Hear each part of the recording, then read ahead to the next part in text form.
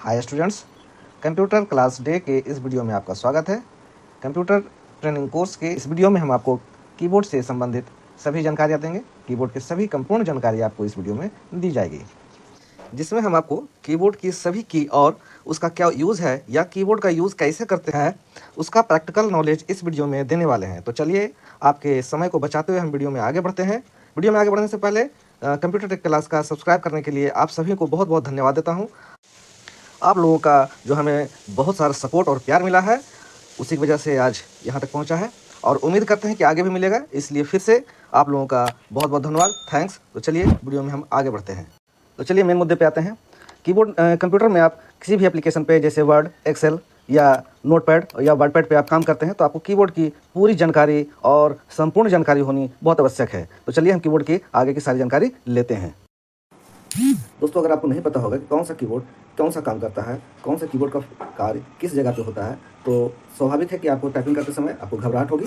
उसी घबराहट को ख़त्म करने के लिए और आपके कॉन्फिडेंस को जगाने के लिए, कॉन्फिडेंस को मजबूत करने के लिए मैं आपको कीबोर्ड की पूरी जानकारी दे रहा हूँ। तो सबसे पहले आप देखेंगे आपके स्क्रीन पर एक कीबोर्ड आपको दिखाई देगी। जैसा कि आप देख रहे होंगे कि आपके स्क्रीन पर एक कीबोर्ड दिखाई दे रहा है, ठीक है। इसी कीबोर्ड के बारे में आपको सारी जानकारी दिया जाएगा। और हाँ, कीबोर्ड की जानकारी इसलिए ज़्यादा ज़रूरी है क्योंकि आगे की क्लास जब मैं लूँगा तो आपको जब काम करने की ज़रूरत पड़ेगी किसी डॉक्यूमेंट्स पे, किसी वर्ड प्रोसेसिंग एप्लीकेशन पे, तो उस समय आपको कीबोर्ड की वो हर एक की के बारे में जानकारी होने की आवश्यकता पड़ेगी, उसमें ज़रूरत महसूस होगी। तो इसीलिए आपको उन सभी चीज़ों को पहले ही मैं आपको क्लियर कर देना चाहता हूं, ताकि आगे किसी भी एप्लीकेशन पे काम करते समय आपको कीबोर्ड की से संबंधित कोई भी परेशानी ना रहे। इस वीडियो को बिल्कुल भी स्किप नहीं करेंगे, वीडियो को पूरा अंत तक देखेंगे ताकि आपको सारी जानकारी हो सके। तो चलिए वीडियो आगे बढ़ाते हैं। तो सामने में आपको कीबोर्ड दिखाई दे रहा होगा। सामने में जो कीबोर्ड दिखाई दे रहा है, ये कीबोर्ड कई प्रकार के होते हैं। जैसे एक होता है क्वालिटी कीबोर्ड, फिर होता है क्वाड्स कीबोर्ड, फिर होता है एजर्टी कीबोर्ड, और होता है डेवलप कीबोर्ड। अब कैसे पता करेंगे कौन सा कीबोर्ड में कौन सा लेआउट का है, तो उसके लिए सबसे पहले आप देखेंगे कि जो हमारा कीबोर्ड होता है, कीबोर्ड में जो ये जो लाइन है, ठीक है, इस लाइन में आपको देखने को मिलेगा कि इस लाइन में QWERTY, तो यह क्वालिटी लेआउट का हो गया।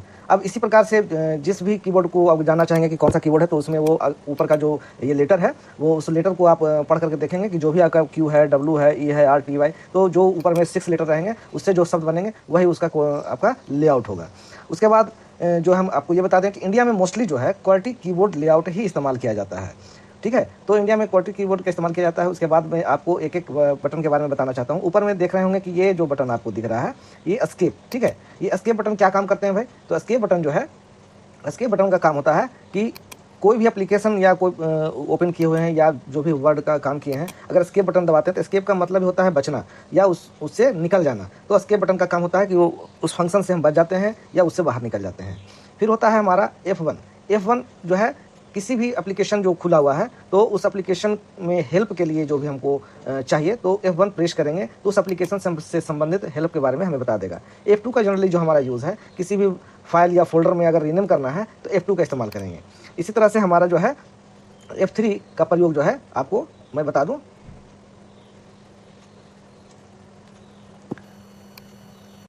अब हम F3 बटन के बारे में बता रहे हैं।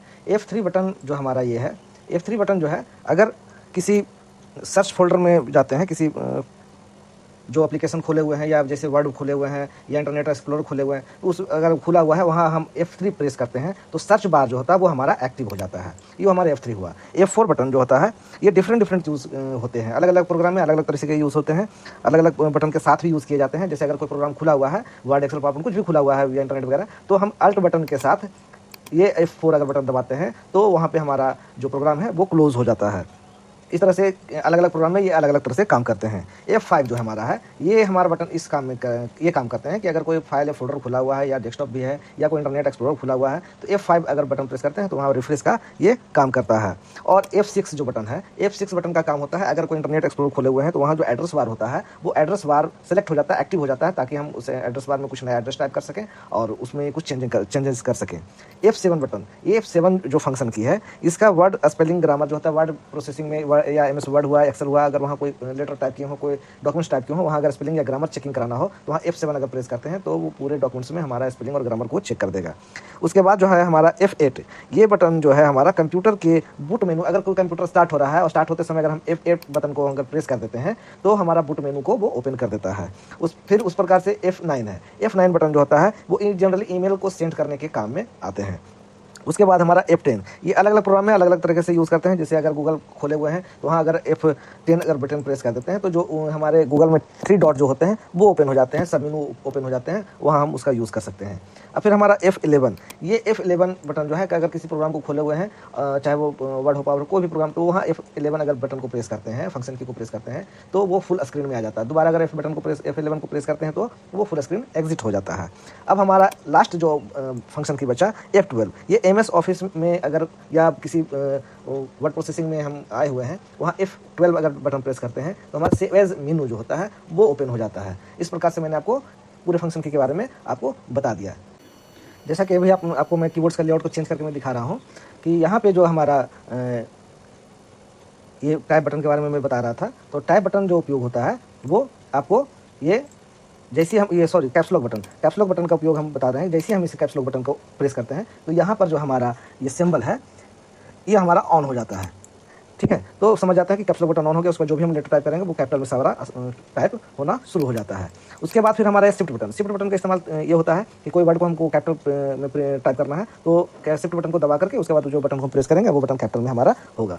उसके बाद कुछ स्पेशल हमारे जो बटन हैं उसके बारे में भी मैं आपको बताता हूँ कि ये बटन जो हमारा है कंट्रोल बटन, इसको कंट्रोल बोलते हैं। CTRL रहता है, किसी में CTR भी रहता है, तो जैसा रहेगा आप देख सकते हैं। तो कंट्रोल बटन का उपयोग जो होता है, किसी कंट्रोल बटन का उपयोग सिंगल नहीं हो सकता है। कंट्रोल बटन का उपयोग जब भी होगा तो 2 बटन को उपयोग किया जाता है। जैसे अगर हम MS वर्ड में हैं, अगर कोई टाइपिंग किए हुए हैं या टाइपिंग किया हुआ किसी वर्ड को डिलीट कर दिए हैं तो उसे वापस आना अंडू के लिए तो हमारा कंट्रोल बटन के साथ Z बटन को प्रेस करेंगे तो हमारा वो अंडू होगा। अगर बाई प्रेस करते हैं तो री अंडू होगा। तो कहने का मतलब है कंट्रोल बटन जो है अकेले काम नहीं करता, इसका उपयोग अलग अलग जगह पे अलग अलग तरीके से होता है, लेकिन वो सिंगल उपयोग कभी भी नहीं होता। जब भी उपयोग होगा वो 2 बटन के साथ उपयोग होगा। उसी तरह से अल्ट बटन का भी उपयोग होता है। जैसे हम बताए थे कि फंक्शन की F4 के बारे में कि F4 बटन किसी भी एप्लीकेशन को खुला हुआ है उसको क्लोज करना है तो उसको क्लोज तभी होगा जब अल्ट बटन के साथ, ठीक है, आप ध्यान से देखेंगे, अल्ट बटन के साथ, ये अल्ट बटन जो हमारा है ये अल्ट बटन के साथ F4 बटन का प्रेस करते हैं तो हमारा वो प्रोग्राम क्लोज हो जाता है। उसके बाद फिर हमारा जो है ये नीचे में एक दिख रहा होगा विंडो बटन, ये विंडो बटन हमारा जो है जब इसको प्रेस करते हैं तो हमारे कंप्यूटर के जो स्टार्ट मेनू है वो ओपन हो जाता है। इसका काम वही है। उसके बाद फिर हमारा आते हैं ये इधर 1-2 बटन आप दिखा रहे हैं, ये अल्ट और कंट्रोल, ये हमेशा इधर बाएं साइड भी रहता है और दाएं साइड भी रहता है। ये और ये हमारा ये विंडो बटन, ये 3 बटन जो है ये हमारा यहाँ भी रहता है, कंट्रोल, विंडो और अल्ट। ये बटन दोनों साइड में हमारे होते हैं तो इसका उपयोग दोनों साइड से किया जा सकता है।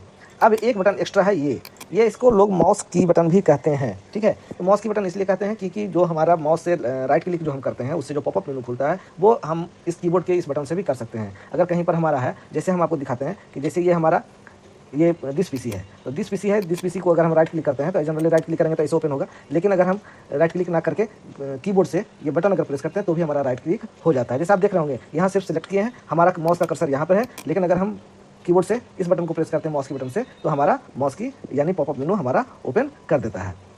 उसके बाद फिर हम आते हैं दूसरे बटन स्पेस बार। ये स्पेस बार होता है। स्पेस बार का काम यह है कि जब भी हम कोई वर्ड टाइप करते रहते हैं तो जो भी हम एक स्पेस छोड़ना होता है वो स्पेस बार से हमारा किया जाता है।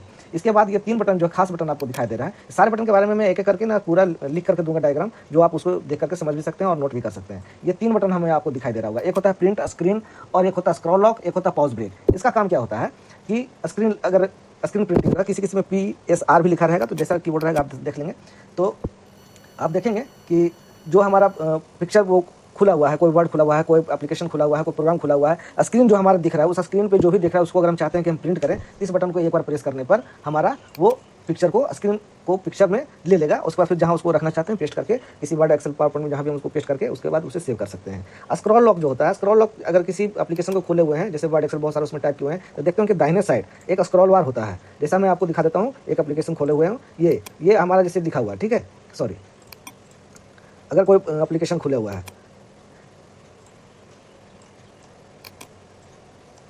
अब ये एप्लीकेशन खुला हुआ है, इसमें ये स्क्रॉल बार है। स्क्रॉल बार को ऊपर नीचे करने के लिए हमारे कीबोर्ड में भी स्क्रॉल लॉक के नाम से एक बटन दिया हुआ है। जैसे हम इसको प्रेस करते हैं तो हमारा जो कीबोर्ड है, ठीक है, कीबोर्ड में ये वाला बटन जो है ये बटन हमारा ऑन हो जाएगा तो समझ में आ जाता है कि हमारा स्क्रॉल बार काम करना शुरू कर दिया। जैसे ही ये ऑन होता है तो हमारा ये जो स्क्रॉल बार होता है ये लॉक हो जाता है। उसके बाद हम कीबोर्ड में जो एरो बटन होते हैं, जैसा कि आपको दिखाई दे रहा होगा, ये एरो बटन, ठीक है, ये एरो बटन जो होता है, जैसे से हम एरो बटन को ऊपर नीचे दाएं बाएं मूव करते हैं तो हमारा स्क्रॉल काम करना बंद कर देगा, ठीक है।